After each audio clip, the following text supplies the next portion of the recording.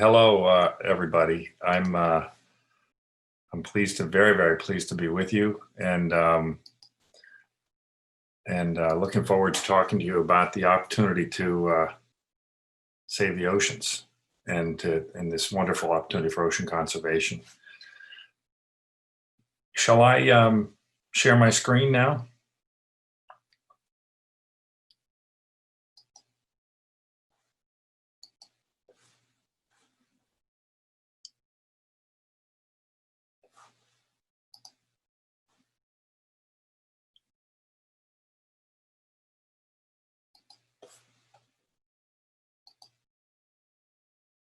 All right, looks like it looks like the host has disabled attendee screen sharing, so I think I need somebody at your end to let me do that.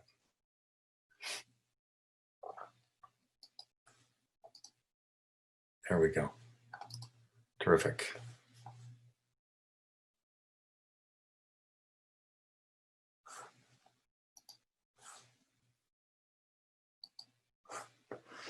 So I'm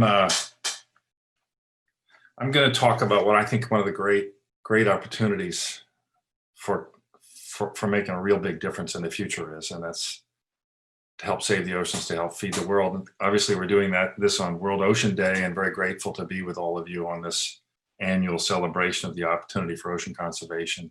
I'm grateful to Fashion Innovation for giving us a chance to talk to you. I also just want to acknowledge as we get into this that the world is facing, pandemic and an economic crisis and climate change, and people around many cities around the world, from Hong Kong to New York to London, are marching for rights and justice. And so there's a lot going on in the world, and we're very grateful that we have a chance to keep our attention on this super important opportunity for ocean conservation. Oceana is almost 20 years old now. We have teams of people around the world whose job is to win policy change that will put more fish in the ocean. These is where our teams are around the world. I'm happy to answer questions about who we are and how we got started during the Q&A. Now, why should you care about the ocean? People fall in love with the ocean for a lot of reasons. For many of us, it's the source of some of our most happy memories. Our childhood memories of being with our parents when we were little and going to the beach and just being happy and seeing our parents being happy. For many of us, it's the creatures of the ocean that we just connect with and fall in love with, whether it's a dolphin or some other kind of marine mammal, of which there are many to fall in love with, or the extraordinary older creatures that have been in the ocean since long before humanity came along, or just the wonderful, colorful, weird ones that whose almost artistry is evident, and this sense that they challenge us to identify with forms of life that are very different from ourselves. I think for many of us, there's almost a spiritual connection to, like, this is the place where life began. And where for probably 3/4 of the history of our planet, it was the only place that life existed. And there's almost a circle of life, deep feeling of kind of inexpressible connection to it.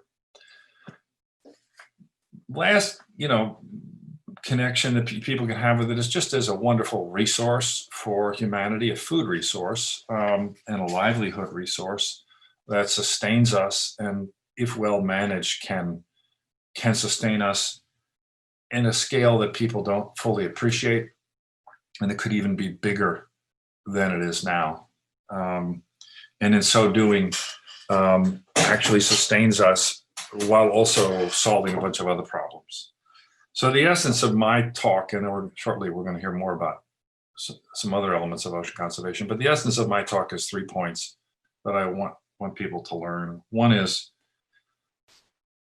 that the benefit of a rebuilt ocean in terms of the food value of that is much larger than the world understands. The second is that is actually more achievable. That goal is more practical than the world has embraced. I'm going to explain that. And then thirdly, that the benefits of rebuilding ocean abundance are actually help us with many other of the world's challenges. So what are the problems with the stop us from ocean, a really fully abundant ocean? Well, there's overfishing, number one. And there's fishing that's conducted in a way that has terrible side effects, like the killing of this dolphin in a net. It's called bycatch. Or sometimes fishing that's aimed at top predators, like these sharks that are caught essentially just for their fins, in a really wasteful form of fishing. Then there's pollution, ocean oil drilling, and plastic pollution that we're going to hear more about. So these are the challenges we face to make sure that the oceans are rebuilt and abundant. And I'm going to explain to you how we can face them. But here are the benefits. A rebuilt ocean could provide a healthy seafood meal to an enormous number of people, and do that every day forever. Our estimate is that more than a billion people could eat a healthy seafood meal and do so forever from a well-managed world ocean. And that's about twice what we're going to end up with by the middle of the century if we don't win these battles that I just listed. And that's enormously wonderful on a bunch of important metrics. One is this is a very cost-effective form of animal protein. This data shows you how it's inexpensive relative to other forms of animal protein. It uses no fresh water. This is obvious when you think about it, but important in a world where fresh water is short. It produces very little greenhouse gas. You have to burn some diesel to go catch it, but compared to other forms of livestock production, where methane is emitted from livestock, this is really good for the climate. It doesn't use land, to make an obvious point. And then there are human health benefits that are in the medical literature that are quite significant. So all this is good. How are we going to get it done? Well, a really wonderful thing to realize is that since about the 1980s, the world's oceans were nationalized by the coastal countries. So you can, in each of these countries, and this map shows you their what are called exclusive economic zones, you can save the oceans country by country. The most valuable parts of the oceans are coastal. Most of the fish come from the coastal zones. And so country by country, you can get this job done. You don't need some big international agreement that would be hard to achieve and hard to enforce. In fact, only 9 countries in the European Union are responsible for nearly 2/3 of the world's fish. They, if they would do a good job, these countries here could deliver to the future a largely abundant ocean. If you increase the number to 29 countries in the European Union, you get more than 90% of the world's wild fish catch, ocean fish catch. And so country by country, these are the countries that could get it done. Oceana has teams in a number of these countries shown here, winning policy change that I'm going to give you some examples of.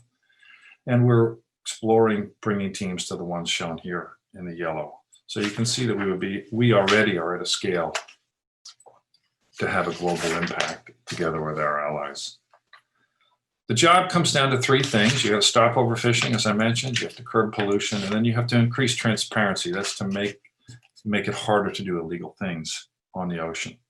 If you do these 3 things, you actually can win results. And I'm going to end my little piece of the talk here of this morning's talk by giving you some wonderful, encouraging news. And there's nothing better than to just see outcomes that make a difference in the ocean. So I'm going to take you through rapidly a series of policy changes that key countries have made with Oceana's support just in the last year and a half. These are all in the last year and a half to make the world's oceans more abundant.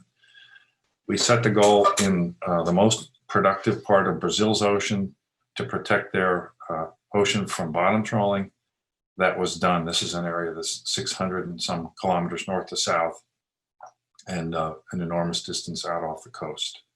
We set the goal to stop drift netting, drift gill netting off the coast of California, and that was done. This is a form of fishing that can have horrible side effects on creatures that we all care about. We set the goal to pass a plastic pollution reduction law, single-use plastic reduction in Peru, and that has been done. This is the president of Peru signing that law last year. Philippines, which is a country whose people depend a lot upon their ocean and keeping it productive, has banned bottom trawling throughout its coastal waters. This is an enormous piece of ocean that can now be protected. Chile has cracked down on illegal fishing in a way that's really quite world leading. In January, they passed a law that tightened the laws against the punishments against illegal fishers across a whole set of dimensions that you would want if you were serious about making your ocean well managed. In the Philippines, we've set up fishery management areas so scientists can bring their advice to bear on what fish catches should be in each of those areas. In Spain and in the Mediterranean, we've dramatically enlarged a protected area, basically a national park in the ocean around Cabrera. In Chile, a mining country, the government has decided with our support to forbid the dumping of mining tailings into the ocean. And Canada, just last year, has banned the import and export of shark fins as part of cracking down on that practice that is really depleting sharks too rapidly from the ocean. This is the Minister Wilkinson who got that done. In the United States, in Belize, we've also gotten a law together with the government there to phase out single-use plastics. And in the United States, we've been fighting the president's plan to expand ocean oil drilling, and so far have been able to hold that off. There are even more victories that I don't have time to talk about. They're shown here on this slide. These are all just in the last year and a half. So the point of all these slides is to make it clear that ocean conservation is one of those areas where progress really is happening. And when you get discouraged, I want you to remember that this is something you could help us do that will deliver some real forward progress and success, some outcomes you can feel confident are making a difference for the future. This is a photograph I like of a Peruvian artisanal fisherman. I feel like he's telling us, make sure you keep getting the job done. One thing in closing, this is a photograph of a salmon pen in Chile, and one of the things that we worry about a lot is the possibility that the antibiotic use in salmon pens like this at industrial scale will set the conditions for an antibiotic-resistant bacteria that could be quite devastating to human health in the future. So in terms of the connection between ocean conservation and human health, that's an immediately vivid one. If you're intrigued by this, please come and join us at Oceana. You can sign up to become what we call a wave maker, and we'll send you information about things you can do. Of course, we'd love to have your support in any way you can give it. So this is a page that you should go to get the information how to get connected to us. So I'm pleased to, very, very pleased to answer your questions and to have a chance to talk about this enormous opportunity for the world. Thank you very much.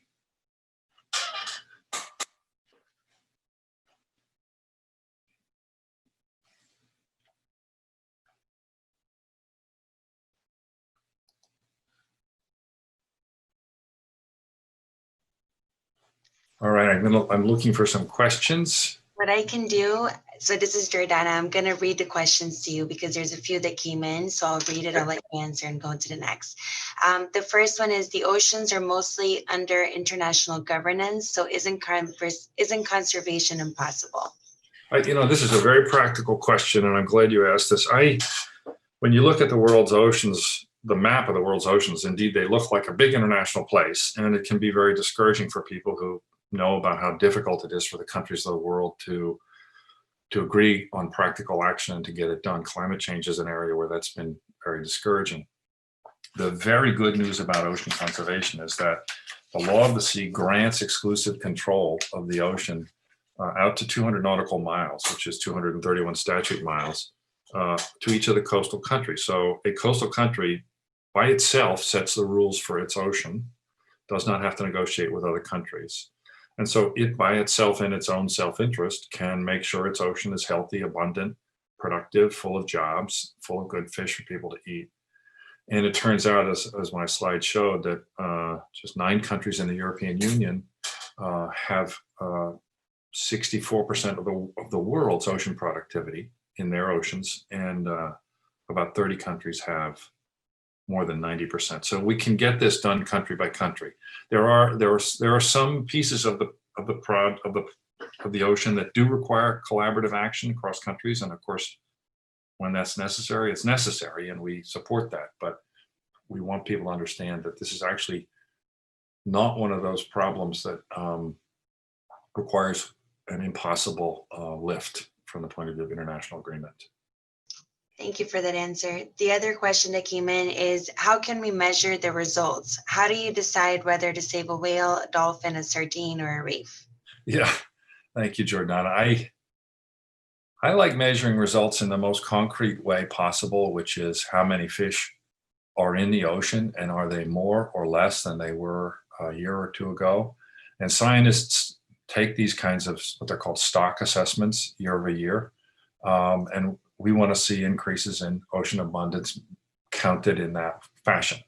Another measure of progress is habitat protection. Have you created an area where essentially an ocean park? How many square miles or kilometers have you protected against destructive activity like bottom trawling or other kinds of damaging activities to ocean bottom? Those are the two most concrete measures. When you convert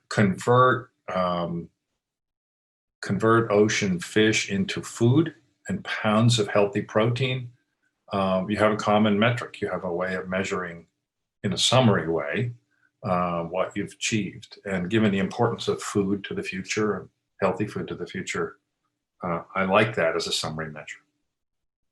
Thank you so much. The other one that came in is, will laws be enforced? Aren't the oceans the Wild West? Yeah. Somebody clever once said the oceans are the wild, wild wet. And there are places in the world's oceans that where things are fairly lawless. Those are the areas out beyond the coastal zones in what is actually called the high seas, the international zone of the ocean. And it is correct to worry that activities in those areas are not closely monitored and sometimes are illegal. We, together with a number of our allies, have been fighting for transparency for the fishers who are operating on the high seas to be visible to the world while they do that via satellite tracking, and to make that satellite tracking freely available in near real time to everybody in the world. We, Oceana and Google and SkyTruth together launched an enterprise called Global Fishing Watch, which is now successfully doing that and is providing near real-time tracking of more than 70,000 of the world's biggest fishing vessels, and is a proof that that we can actually make all the activity on the high seas visible. And when you're visible, you're more likely to be following the rules. So we're very encouraged by that. That makes sense. And I like the wild, wild wet. That's funny. Why should one care if they hate eating fish?